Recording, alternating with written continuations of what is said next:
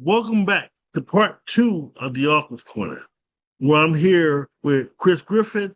And, last time we talked about so much going on, so much we can do. Now we're going to go into part 2 where we can talk about what we can do for the youth, what the youth can do. But first, I want to hear more about what Chris Griffen got going on. So, as far as everything's going. So, how are you doing today?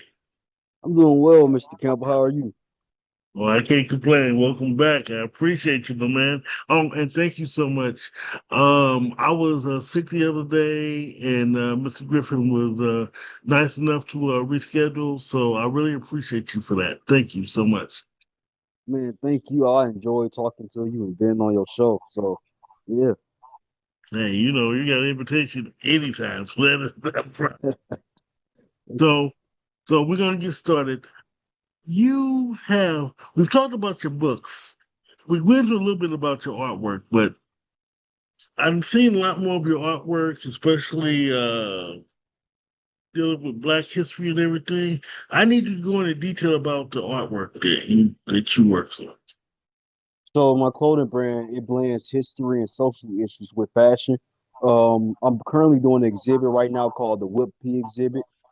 That's a famous picture of Peter Gordon, the slave, showing his back wounds in a photograph. A lot of people may not have seen it, and some have. But if you haven't, you go to my Facebook page.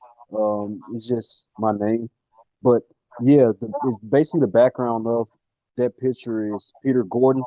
He posted that picture during the Civil War, and the picture was taken on the Civil War base by a reporter photographer because he was interviewing Peter Gordon and asking him about slavery and the brutality of it. And Peter Gordon, posed for the famous photograph. So what I did was created a shirt called the Whip P shirt, and I basically brought those wounds back to life because at a time where the current administration is trying to delete our history or erase our history, and so I wanted to resurrect that history back to life, like in a physical version.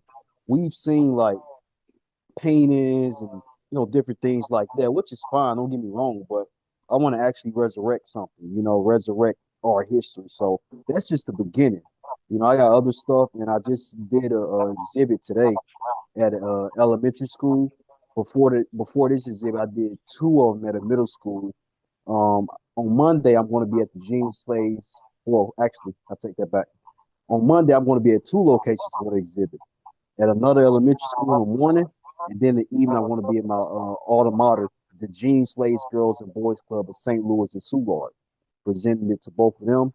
And then on the week of October 15th, I want to be out of town in Cape Girardeau at my old stopping ground, SEMO, and I'll be doing an exhibit down there for homecoming week for 2 days straight. I like that. I like that. I like that. That's cool. That's cool. So I want to get back to you for a few minutes. What inspires you to do this with the clothing and the art and everything? What inspires My mom. My mom is, always, my mom is a principal now, but when I was growing up, she was a school teacher. I was always educated, but it wasn't just about that. It was her drive. She never settled for less. Um, if she achieved something great, won. She always wanted to try to achieve something even greater. She never settled for less. So that's where my mindset comes from with whatever I do. I grew up playing sports. Um, I lived on the south side of St. Louis, surrounded by a lot of gangs, but because of my mom and the boys club at the time, it's now a girls and boys club, but it was just the Gene Slade's boys club at the time. Uh, and then being around the grown men and boys, and being a kid, playing basketball, playing baseball, boxing. I was very competitive. I wanted to be the best at whatever I do. So that transition uh, to my career, I had a scholarship to play college, but I got injured my senior year of high school. So I had to go ahead and go to my plan B, which is one to be a lawyer. Um, I still want to be a lawyer. I'm just taking a break. I graduated college last year, but I always loved Black history. I learned about Emmett Till in fourth grade. I learned about the four little girls in fifth grade. In middle school, I learned about so much Black history from Peter Gordon, from uh, Carter G. Woodson, from Miseducation of the Negro, from Booker T. Washington, Tuskegee University, from W.E.B. Du Bois, from Maya Angelou, Malcolm X, Medgar Evers. I mean, I was just educated on Black history, and I really enjoy learning about myself because a lot of people don't know that it was a Black man that invented the traffic light. A lot of people don't know that the elevator was created by a Black person. Um, so it's just understanding our history, and even today, I learn new stuff because our history is everlasting. So it's a lot of fashion brands and stuff like that, like Nike, Balenciaga. Sometimes they do a little quote unquote social justice little line or something, but I just want to make my fashion brand something that's gonna last forever. Something came up last week that I wanted to ask you about. Um, Coming up, in fact, this came up in the conversation between friends of me and friends of mine. Coming up, you don't get a lot of parents that like to push their kids. I was fortunate enough to be in a household where I was pushed into doing exactly what I wanted to do. Hmm. How do you encourage kids, especially those that don't know their history, that we built this country so you can achieve, you can do this, you can do that, by following your example? How would you encourage someone? Well, with kids, I was at the elementary school today. You got to show them. Words is just not enough now. You got to actually physically show them. You got to show them articles. You got to show them, the pictures. You got to show them things like that. Words is not enough now because they have access to social media. They don't really know what to believe and not to believe. So when you show them what's going on from an actual source, then it's like, okay, this guy knows what he's talking about. But not just elementary school. I work at a middle school. When we first started this year and I introduced them to Emmett Till, at first they didn't believe that his face looked like that when I was describing it. It took me to actually show them the picture where it's like, oh my goodness, where a couple of them came back like, man, I had nightmares about that. And then I told them like, I'm glad that I'm not gonna say I'm glad you had nightmares, but I'm glad that his death face is broader in your mind. So now you know the reality of his world. Because in middle school, he was our age. He was in middle school. Talking about George Steamy, a 14-year-old boy falsely accused of raping a white girl, and was electrocuted in the electric chair. When they see those things, they're like, okay, I want to learn more. I want to learn more about it. Tell me something else. Learn about Henrietta Lacks and how they stole her stem cells in a science class. When they see this, the Tuskegee experiments, I forgot this other experiment where um, man, I have to remember that. But it's a lot of experience that was done on African Americans throughout history that you don't hear about. That's You know, the Tuskegee experiment, exactly. yeah, and it's even more than just those that I named because when I was creating a lesson plan, I had looked up other experience. I'm like, man, I didn't hear about this. I didn't hear about that one. I'm like, are you kidding me? There's so much history that I'm still learning, and I'm sure other people are still learning. And when I teach my middle schoolers, then they like, okay, okay. And then I had one kid ask me like, man, why we learning so much about Black history? I'm like, because you got to know how great you are. You got to know your history. You got to know where you come from. It didn't start in the hood. It didn't start in the ghetto. It didn't start during the crack pandemic. It didn't start during um, um, the civil rights movement. It started way past the civil rights movement. Started way past Jim Crow, slavery. We got to go all the way back to ancient time. We are the founding people of this world. We are God's people, you know, and it's just helping them understand that, just because your parent is my age or, you know, 30 years old doesn't mean that you have to follow in their footsteps. Don't get me wrong, a lot of parents are the issue. A lot of parents are my age or 30, and there's nothing wrong with that, but they just don't hold their kids accountable. To answer your question, like at the beginning, you say you're talking to your friend about your upbringing and stuff. A lot of our parents cared. A lot of our parents was educated. A lot of parents been through the racism. A lot of our parents been through the struggle. They knew how to carry themselves. They knew how to dress up when they leave the house. They didn't wear bonnets. They didn't wear do-rags. My grandma dressed up every time she left the house. My great grandpa, I got to meet him. He put on his suits and stuff. It was how you look. It was how you carry Right. yourself with dignity. So that's kind of the issue today with the kids and the parents. I love that. I love that. So now we're pushing on a little further. You say you have some more presentations coming up. Your clothing line. How not trying to rush or anything, but how can we take advantage of your clothing line? So, right now, I started it in the summer of this year.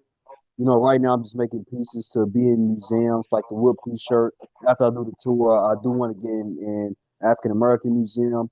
The Smithsonian African American Museum in Washington, D.C. was the ideal, but that's being attacked right now by the administration, and I'm very serious about my pieces and my art. So I don't want the current administration touching my stuff because it's going to be an issue, you Ah, know. And so I'm thinking of Memphis at the Lorraine Motel where Dr. King was assassinated. They have a museum there. So I'll put that, I hopefully can put that piece there. And then I have another one called The Women Have Rights Over Their Bodies shirt with the embryo on it. And my plan is to wear it one time and give it to the National Office of Planned Parenthood. So it's just those stages right now that kind of get people to open their eyes to it. I have another one called the Scar Sweater, which is probably my most famous sub line besides the Whip P one. But it's dedicated to domestic violence and suicide victims. So eventually, maybe that sweater, the shirts that I have on, this my blood cotton shirt right here, it will be like available. Oh yeah, yeah, I have a person that can make these. He actually made this one. I'm actually getting some replica Whip P shirts made. If you saw on my Facebook, I'm getting that made. And so next year in the fall, I have a launch for the brand. It's just right now I'm just taking it step by step because in business, as you know, you don't want to rush things. right. And like you just said, with this current administration, you don't know what's going on, so you want to be very careful. Exactly. So what else do you have on your agenda as far as your crafts and as far as other things that you have? So I do perform. I do make music. Not just rap, pop, and rock. I started my own genre called Torch Step. It's basically a mix. It's basically a mixture of rap's raw lyricism and pop and rock sound and steps. Inspiration artists that I looked at, of course, Michael Jackson, Jimi Hendrix, Little Richard, James Brown, Sam Cooke, Ooh, um, um, Howlin' Wolf. I know a lot of people don't know about Howlin' Wolf. I do. Man, he could play that harmonica like it was nothing else, man. And his voice, man, I really like that. So those are my inspirations when it comes to music. I can dance. I was raised in the church. I was in the choir. I used to be an usher where we used to have to dance down the aisle doing the usher dances.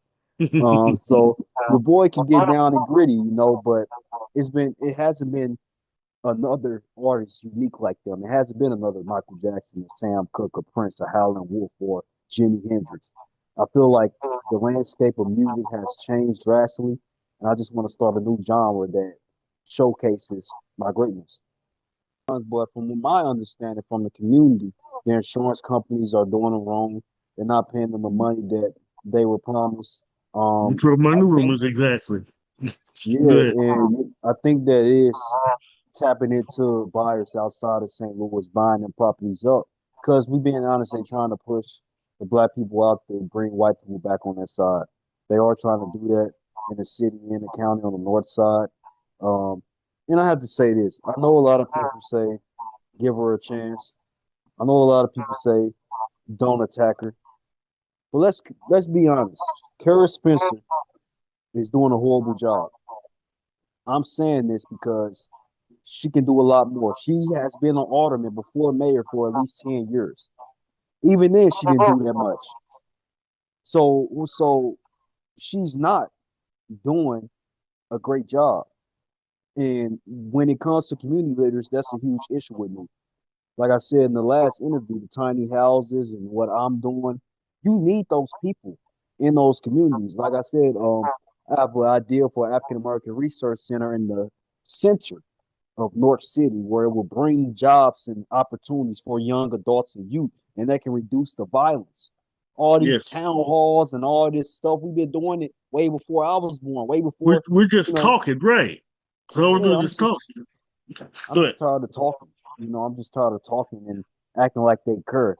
Man, look, from Kara Spencer, Rasheem Aldridge, who is a good friend of mine, but I feel like, he's not enough. He needs more help. Rasheem needs more help. You know, he's just one man. He can't fight it all. And I feel bad for him. Kara Spencer has to do better. The police department has to do better with protecting our communities. All this corruption, it ain't coming from Gen Z or Gen A. It's coming from the older generation. And Barack Obama said in the quote, older man don't know when to sit down. Exactly. Older I people love don't know that when to quote too. sit down. Yeah, yeah. Now, my question now here's my thing, and this is why I want to focus on the youth. Do you realize you want to blame us for the murder rate? I'm talking about the youth. You want to blame the youth for the murder rate. At the same breath, you closing down schools, you closing down different boys and girls clubs. You're not trying to bring anything, and now a lot of their homes are destroyed. And what? Now I've seen some people do things, but it's not enough. What do you propose? Oh man. Okay, so firstly, listening to us. They don't listen to us. They don't listen to how we feel. These so-called leaders here that say they all about peace movements and they all about peace, just giving some clothes and food ain't enough. You know, I have to say Marty K. Casey is the one person that I will say is trying to ungun our communities. I give her props for that. I But love then Marty again, Casey. Yes, yeah, but again, one person isn't enough. She can't do it by herself. The issue is the other older people, civil rights leaders and stuff is full of shit. You know what I'm saying? All this, don't get me wrong. Back then it may have worked, but even Dr. King admitted later in his life that he led his people into a burning building. You know, the marching and stuff, it's played out. It's played out. We got to start doing for self. We have more resources than our ancestors had to build a Black Wall Street, to build these yes, black towns. We have to pass the torch. People wait till they dead to pass the torch. Dude, we have 80-year-old people, not 80-year-old, 70-year-old people in Congress. So you blaming us for the killings. We should blame you for the legislation, the lack of legislation that's not being passed. We should blame you exactly. for the past few years of horrible decisions, the horrible gun laws in Missouri. It's not us. We frustrated. You know what I'm saying? We angry because y'all not doing a job to protect us and teach the next generation. Blame yourself. And then when we try to call y'all out and tell the older generation what's going on, it's an issue like, oh, the Generation Z Gen they just horrible. They don't listen. They don't respect the elders. Man, miss me with that. Y'all don't respect us. Respect is a two-way street. You know what I'm Thank saying? So that's the issue with me and the youth. We angry. We fed up. We depended on y'all to get legislation passed to protect our communities, to give them opportunities. And you didn't do it. So we angry. What do you expect? When you create an environment that's poverty driven, where when you walk out of the house it's just anarchy, you can expect a person to adapt to the environment. you. Now it's No just a one. bunch of, wanting to be best friends and encouraging the ignorance. And Mm-hmm. like you said, it was moles even back then with the gangs, the Crips and Bloods. It was more. Women was off limits, children were off limits. They shed them Mm-hmm. away from the gang life. They didn't want them in a Right. gang life. You did have some knuckleheads back then that probably did, but now it's everywhere. You go to the next block and see a gang beefing with a gang that live on the next block next to them. It's crazy, and there's no real elders anymore. The elders now is like 40 years old and 50. They don't know much about being the elder. And they encouraging the drama and the ignorance. When you see these parents that come up to the school, you then understand why the bad kids, the so-called bad kids, act the way that they do because they don't hold them accountable, like you said earlier. They feed into their bad behavior. They feed into that. They don't believe that their child can curse out a teacher. They don't believe their child can fight another student or fight a teacher. It comes a point in time where you need to realize that you setting your child up for failure without holding them accountable. You want to be on TikTok with them doing dances. You want to be young still. It's sad. Our community has, I hate to say this, our community has went downhill. It has went downhill from the time of the civil rights movement and back then. And I believe that integration was a issue. We integrated with people that would never accept us, ever, ever. And that's where Dr. King said, I believe I led my people to a burning building. He realized that Malcolm X was right, that separation is better. Mm-hmm. Separation is better because you won't have to deal with the racists. You know what I'm Exactly. saying? Having your own black town is better. And I know people be like, how can you say that? How can you not want to bring every person together? I do want every person to be together, but black people need their own. We gotta get ourselves together first before we can Right, bring anybody else into the fold. right. We need our own. We honestly, I don't know what it will take for us to unite or not have jealousy within us or not kill each other. I, I People can say other communities, but I'm African American. I'm not focused on what Hispanics and them do. Focus on my community.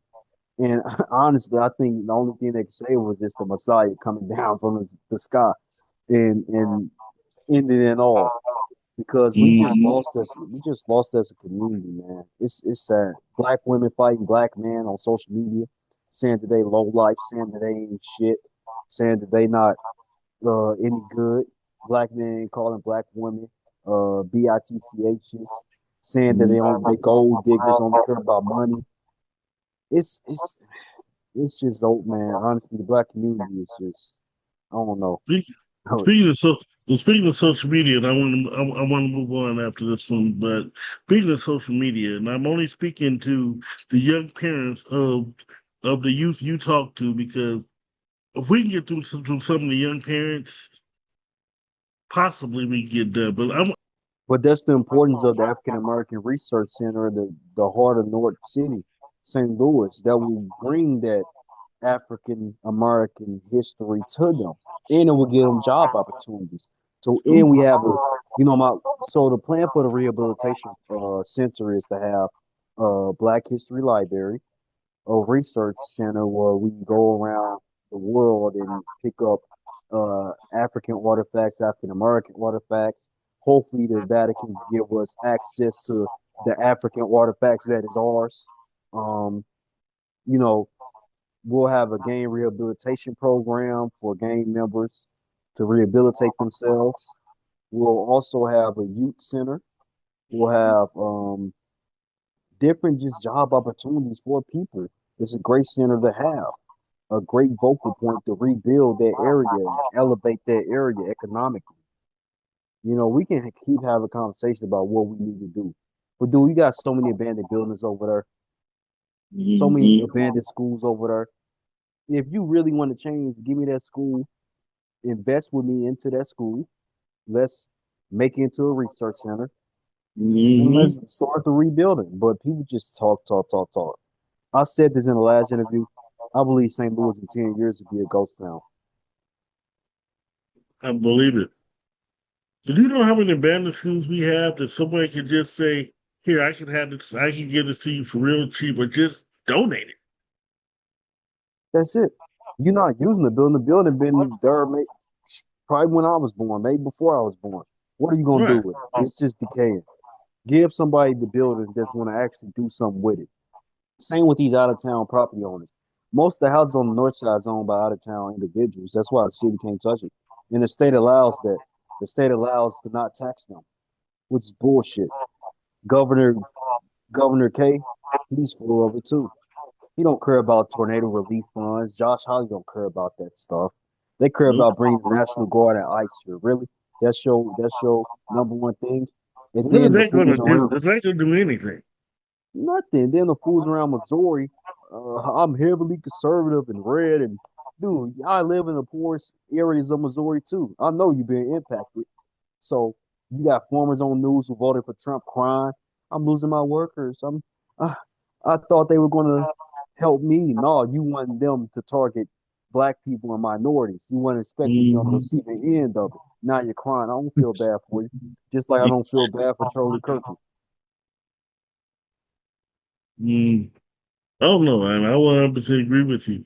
And speaking of Charlie Kirk, which I just want to say this. We done went back, I done went back with so many people about Charlie Kirk and his hate speech. I done got blue in the face. It's like, if you're going to keep believing the stuff you believe, despite whatever we say, then go ahead and believe it. But we got to save ourselves. Forget what he got to say. We need to save ourselves. I agree. That's why I didn't really comment on it publicly. I have my thoughts, but it's just a waste of time. The guy was a racist. He spewed hate. When you spew hate, it comes back to your doorstep. With this landscape of hate in this country, it was bound to happen. You can't storm a capital and expect things to be okay. You can't be hateful towards a group of people and expect things to be okay. Like Malcolm X said, the chickens just came home to roost. You know?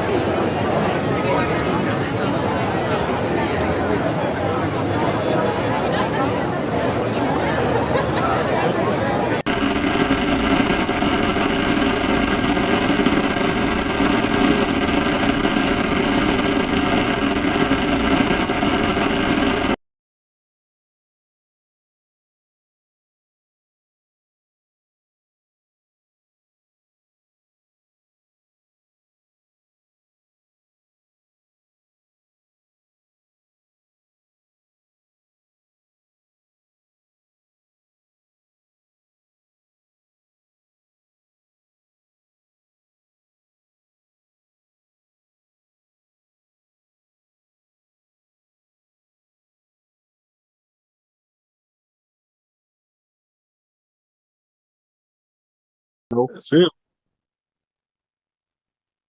I mean, that's it. Um, Question.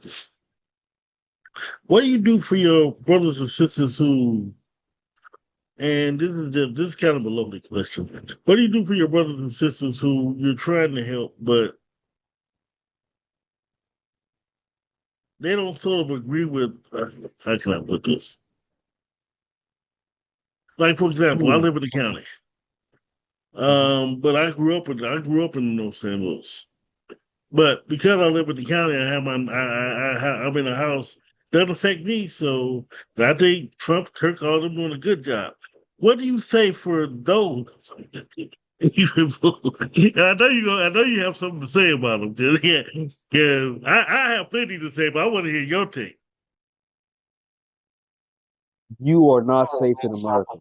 When you are born, when you come out that womb, you already have one target on your back as a black person. You can believe that you live comfortable, but it's a lot of Hispanic people who, nice, immigrants that were living comfortable. There were people who were born here as American citizens that were comfortable, but ISIS got them. And they set in the atmosphere to target us next. So you may think it's not your fight, but it is your fight. And if you don't Mm, believe it's your fight, when the militaries come here, we're gonna see if you believe it's not your fight again. When they thank you. attack you, we're gonna see if it's not your fight again. Stop trying to Mm, act like you better than people. That's one of the issues I have with Jay-Z. I mean, dude, you are a billionaire. You have all this money, right? You have the yep. power to build black towns. And not just Jay-Z, I'm not just gonna call him out. Oprah Winfrey, David Stewart. Hmm. You have all this money, you're not doing nothing to save your community. That's why I don't understand why some black people worship these people or look at them as idols. They not idols. They not. Beyonce, you just did a multiple tours. Why don't you reinvest that into something, a community center or something? Frustrated because I feel like the people that has this money don't deserve it. I really don't believe they deserve it. Don't even know they worked hard for it.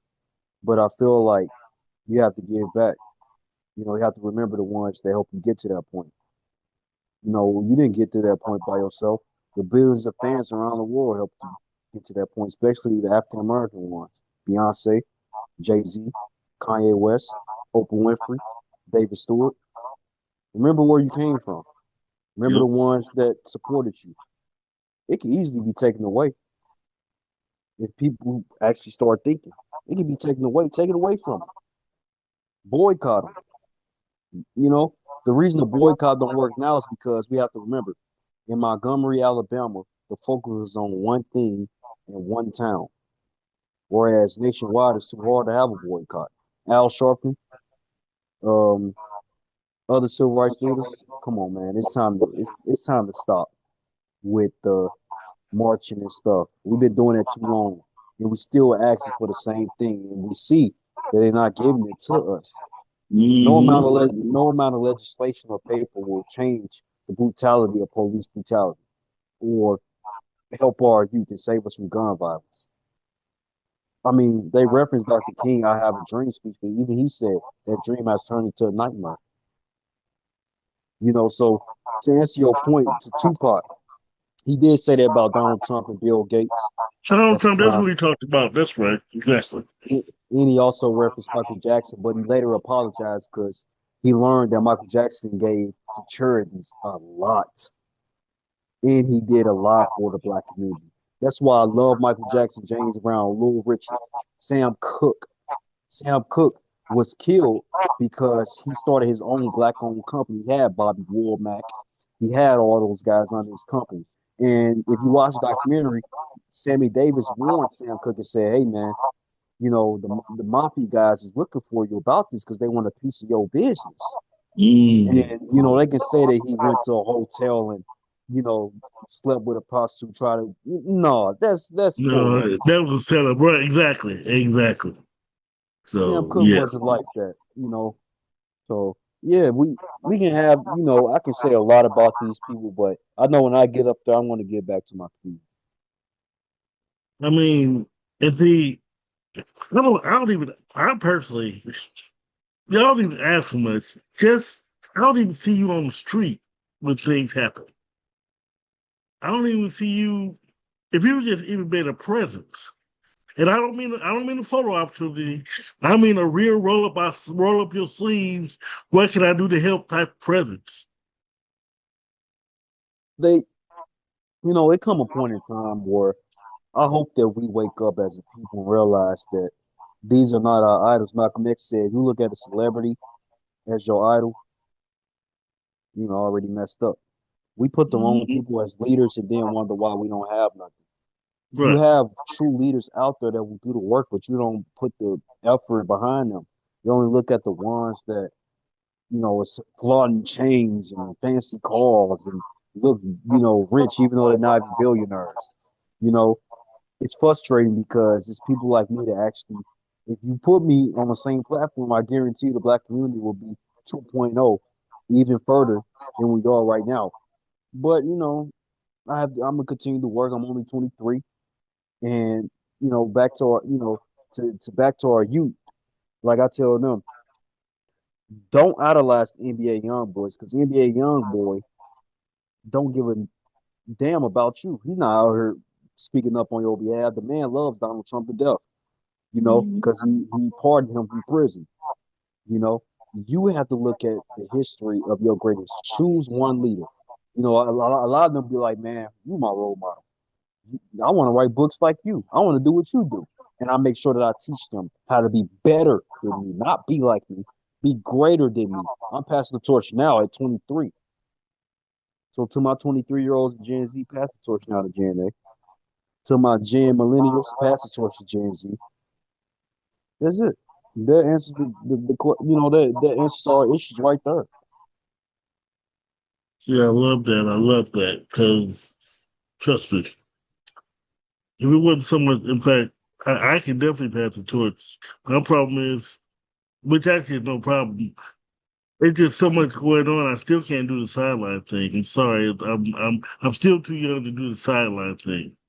I have to at least be out there doing something, if not here, conveying messages and talking to you and other people.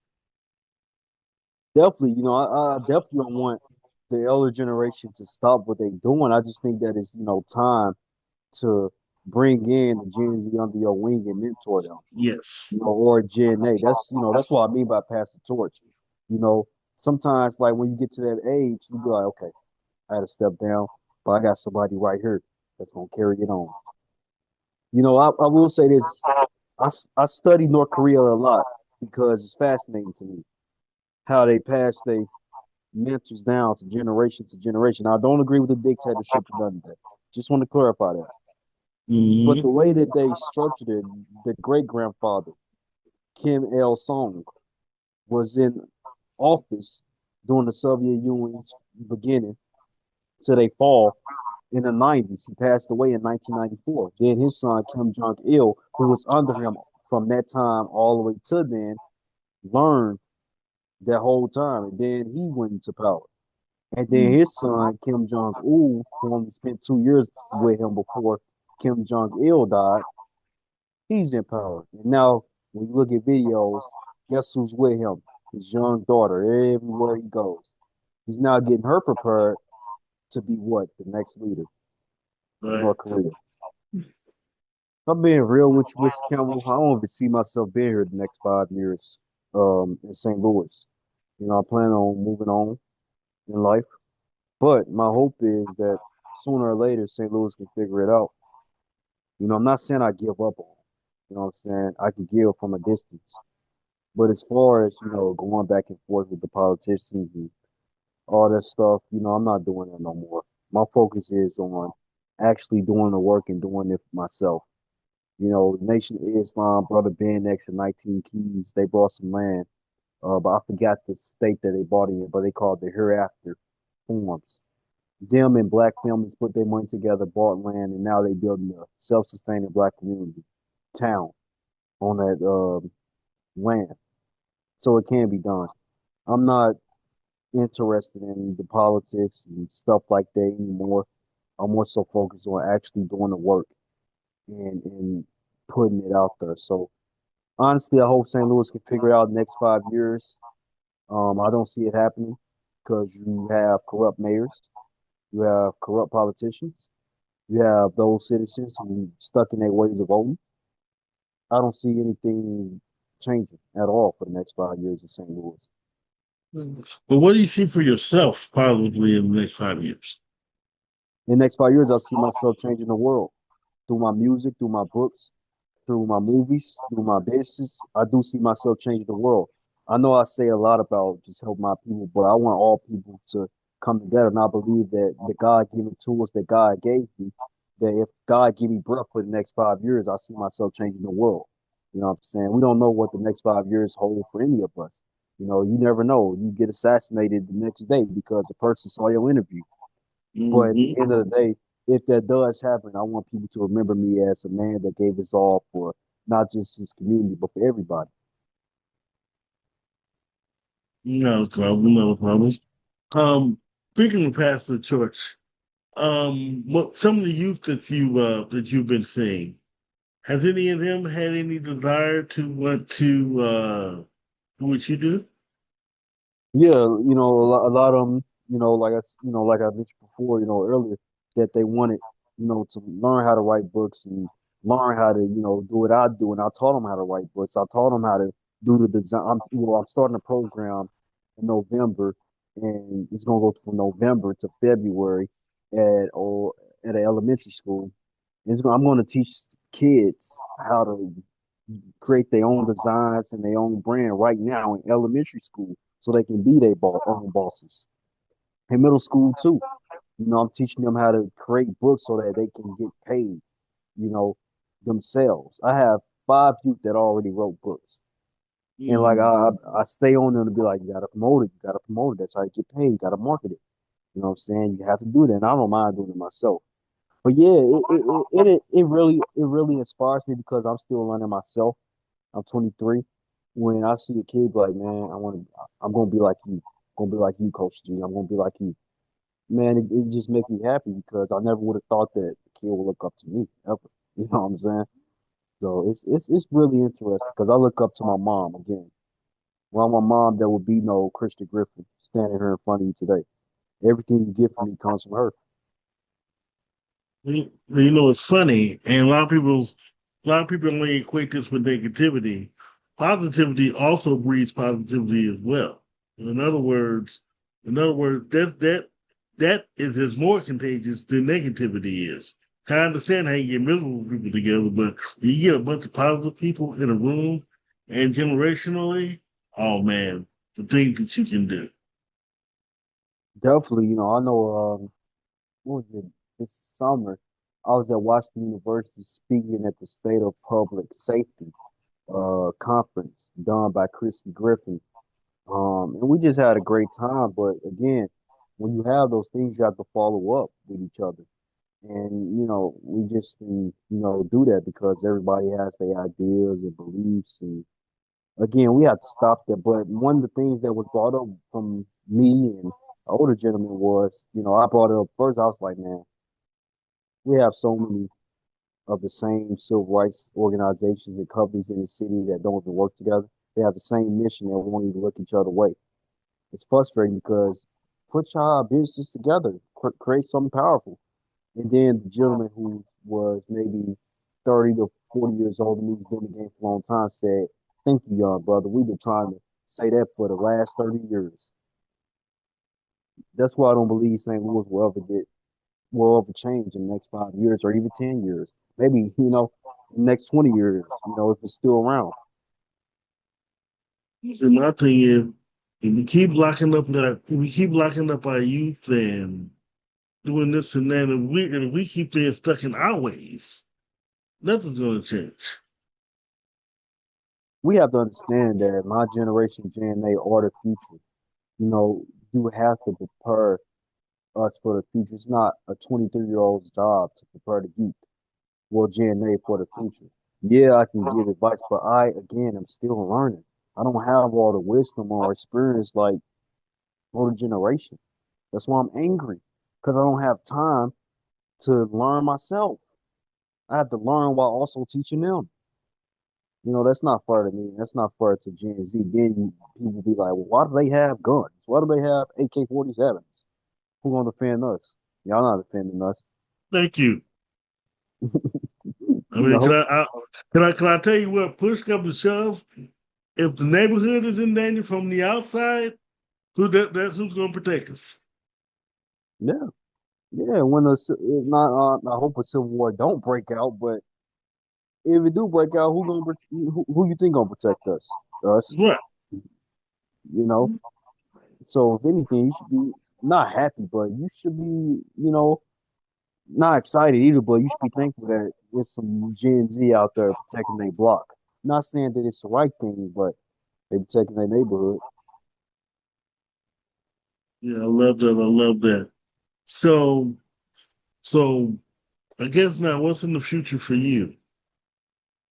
In the future, I want to continue with my King of Torch step.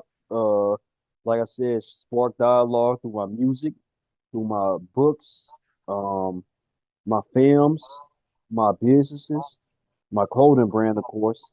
But most of all, bringing together everybody. You have to listen to the other side. As far as politics, like I said, man, politics is gone. As far as Yeah. this democracy, it's dead. There's too many. I'm far right. I'm far left, so I'm not gonna listen to you. I don't care about you. And I said this in a comment on social media. Donald Trump supporters like the left is full of it. It was on. I think it was on the Charlie Kirk something. He said something. I was like, it's funny because you guys talk about. No, no, it wasn't something about Charlie Kirk. It was something racist about black people. I said, it's funny how you guys talk about the Bloods, the Crips, and gangs and stuff. Honestly, the right is the Bloods and the left is the Crips. You have divided this country. So the gangs and thugs that you talk about, you are. Just saying, you know? And remember, they've even come together a few times. Exactly. At least we can come together through Minister Louis Farrakhan, you know, whereas you guys, you can't even be in the same room with each other. Nope. So, You know, and before we go, I want to say one thing about Candace Owens. Candace Owens talks a good game about black on black crime and the black community. But Candace Owens, my thing to you is you do nothing to improve the circumstance in our communities. You talk a lot of stuff, a big game, but you do nothing. And she had Cornell West and other people on there talk about racism. I would love to debate her because you can't use the racism with me stuff. I'm all about black opportunity and building ourselves up. So my question to her is, what do you do to prevent black on black crime? Since you always bring it up, you and your best friend Charlie Kirkman. What do you do to reduce it? And don't say just speaking on your platform. That's not enough. I would love to be in the room. I would love to actually moderate that debate. I would love to be there for that debate. I would love to debate her. It wouldn't be close at all. Yeah, that's beautiful. That's beautiful, man. I love it. I love it. I know I've had you this last week, but my viewers always want to know, how can we get to know you? Where's your website? What should we do to, contact you or get to know you? Best way to contact me is on my personal Instagram. It's Southside underscore Al underscore Mott Mawt, and Al is just AL. That's how you can find me. I don't give out my number that much.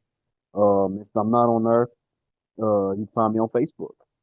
Those two things. And honestly, I think I'm going to probably delete those soon because, you know, the person that created it is not that great either. So I'm planning on starting my own social media platform.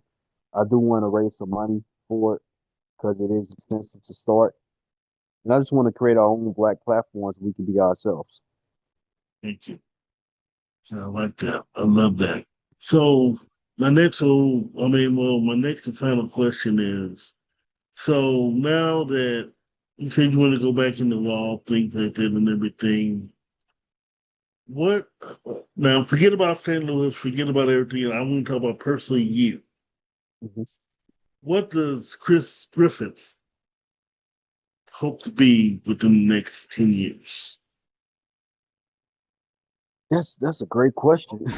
I don't mean to sound cocky. No, I'm just no, no, no. I confident. don't mean to cut you off. I want to just say this. without thinking about another person, because at some point you are going to have to think about self if you really want to achieve and help people. So what? So I'm speaking only about Chris Griffen, not what he can do for us. Chris Griffin, what Chris Griffin can do for Chris Griffin. Definitely, I want to be the greatest musician that ever lived. I want to be the greatest storyteller of all time. You know, I have so many stories. I can write a story in so many different ways, through a book, through a music, through a poem, through films, through a business template. I love storytelling. I want to be remembered as the greatest storyteller of all time in the next 10 years and the greatest musician of all time. But most of all, I want to be the person that really changed the world. So in the next 10 years, I believe that I will accomplish all that. I believe that all my business will be billion-dollar businesses. And I believe that I will create other billionaires. So in the next 10 years, I will do that. I'm not gonna say I hope. I will do that. And you have my support on anything you need to do. So don't even worry about that. You know I always got your back. So now, again, like I say, I always give you the final word for shout outs. Anything you want to do, the floor is yours, my man. So I will be trying to develop a social media a social media app called Peace of Mind. It's going to have all of the tools that you have from Instagram, Snapchat, and Facebook, and TikTok, and all that good stuff. But it's going to be a black-owned app. It'll be for everybody, but we will give people the right and opportunity to be themselves on there, and of course to grow their business the right way and not have to follow all these rules, get their account banned for speaking up against racism and hate. We won't allow actual hate on there like Twitter, you know, but it's just time for us to actually have a app that's created by a black person, uh, app that will be up there or surpass Instagram and Facebook. So again, it's expensive. I also have a YouTube platform that I'm trying to get started. The server is $1,000 a month. Um, so hopefully I can raise money to take care of that for the next few years. And that's where I am. So here we go. Black community. You have a person that's trying to do something. Let's see if you come out for And see, here's the thing. Now, I just said I would have your back, but problem is, I said I would have your back. So the point is, we got to have more people to have his back. I mean, this is how this works. You got to have a support system. If one person's doing it, you can't wait till it gets big. Then now you want to come Johnny come lately. You have to support now if you want it. And them. Chris gets Yes. the assignment, but do you all? Sorry. Oh no. You know, I understand the power of us together. And like Mr. Campbell said, you all understand. It's not always about, well, I want to be the front man if I, invest in it, I want to be the person that's faced all over it. It's not about just you. It's not. Everybody want to be the front runner until it get hot, till the fire start burning.